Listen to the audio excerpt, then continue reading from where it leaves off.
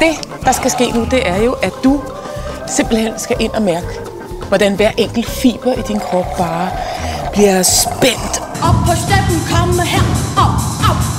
Ud med armene, ud til siden. Kom nu!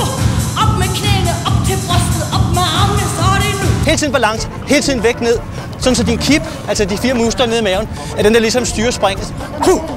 Trille, hop, op igen.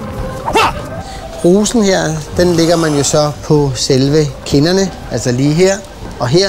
Og når du så kan mærke, at nu er den der, og nu begynder det hele bare at bygge op, så er det, at du kaster hovedet tilbage. Op og ned. Kom så igen og op. Og op. Kom igen. One. Wow. Prøv at gøre sammen med mig. Rosen skal bruges på kinderne, altså... Og 3, og 2, og 8 mere, og 4, og 3. Så kaster du hovedet tilbage i en potent gestus. Altså, du skal bruge den lige her. Så hedder det 1, 2... Og så er det ligesom du siger...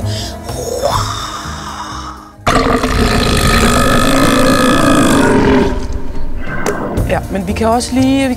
Ja, jeg forstår, hvor du vil hen. Vi kan prøve at gå en anden vej med det også. Det kan vi godt.